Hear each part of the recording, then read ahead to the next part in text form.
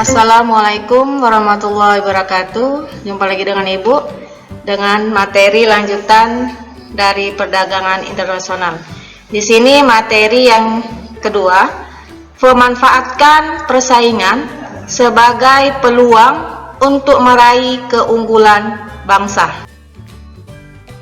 Di mana materi yang kita bahas yaitu pengertian perdagangan internasional, faktor yang mempengaruhi terjadinya perdagangan internasional, memanfaatkan persaingan sebagai peluang untuk meraih keunggulan ekonomi bangsa.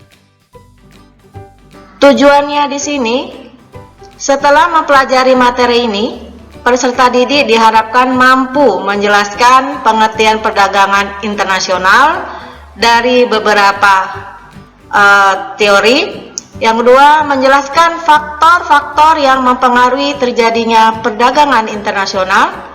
Yang ketiga, menjelaskan memanfaatkan persaingan sebagai peluang untuk meraih keunggulan ekonomi bangsa. Pengertian perdagangan internasional. Perdagangan internasional adalah hubungan atau jual beli antara satu negara dengan negara lain yang meliputi kegiatan ekspor dan impor.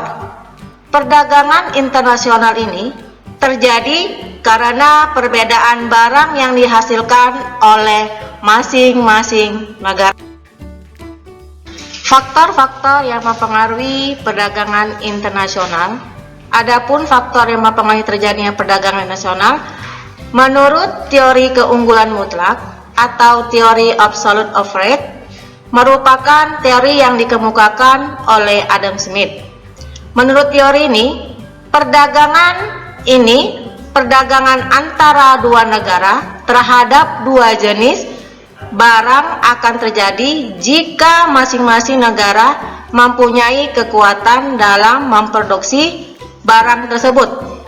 Menurut teori ini, suatu negara dapat disebut memiliki keunggulan mutlak dari negara lain jika negara tersebut memproduksi barang atau jasa yang tidak dapat diproduksi oleh negara lain. Kita ambil contoh Indonesia dengan Thailand.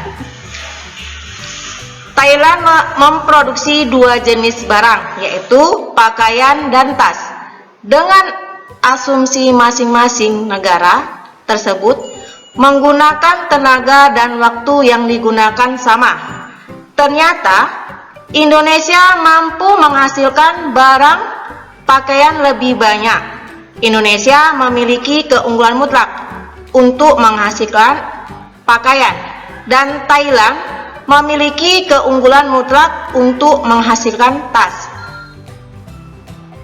Kedua, menurut teori keunggulan komparatif, menurut David Ricardo, adalah terjadi karena perbedaan faktor produksi sejenis antara negara yang satu dengan yang lain, seperti perbedaan kemampuan produktivitas, tenaga kerja, karena penguasaan teknologi.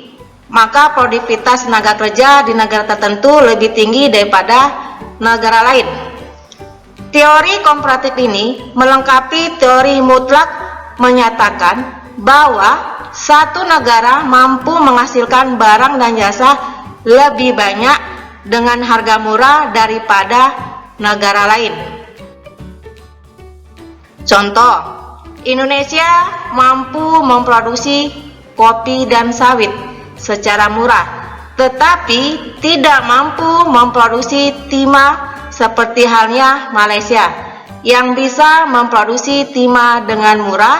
Ini artinya Indonesia memiliki keunggulan komparatif dalam memproduksi kopi atau sawit, dan Malaysia memiliki keunggulan komparatif dalam timah. Keunggulan atau keuntungan komparatif yaitu dapat meningkatkan standar kehidupan dan pendapatannya jika negara tersebut melakukan spesialisasi produksi barang atau jasa yang memiliki produktivitas dan efisiensi tinggi. Faktor-faktor apa untuk mengembangkan keunggulan di bidang ekonomi? 1. Ketersediaan bahan baku. 2. Ketersediaan tenaga kerja dan sumber daya alam. 3. Memiliki modal. 4. Perkembangan teknologi. Manfaat mengembangkan keunggulan di bidang ekonomi. 1. Mencari peluang atau cara untuk tampil unggul.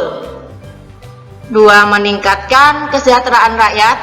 3. Meningkatkan daya saing dan daya beli masyarakat. 4. Menghilangkan sistem monopoli.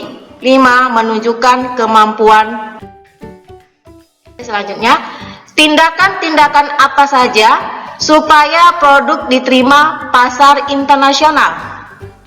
1. Produk yang dihasilkan memenuhi standar nasional atau SNI dan standar internasional untuk meningkatkan transaksi perdagangan dalam negeri dan juga dunia internasional. Kedua, produk yang dihasilkan memiliki keunggulan jika dibandingkan dengan produk-produk sejenis dari negara lain. 3. Mengikuti pameran produk-produk internasional. 5. Harus ada peran serta pemerintah dalam menjalin hubungan perdagangan dengan negara lain sehingga produk Indonesia mudah masuk ke negara lain.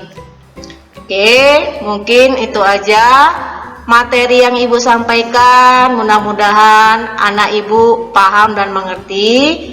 Tapi sebelum Ibu tutup atau Ibu selesaikan, ada tugas Ananda di latihan materi kedua, yaitu tuliskan bunyi teori keunggulan mutlak dan teori keunggulan komparatif. Yang kedua, tuliskan contoh dari teori keunggulan komparatif. Ibu sudahin materi yang Ibu sampaikan. Ibu akhirin, Assalamualaikum warahmatullahi wabarakatuh.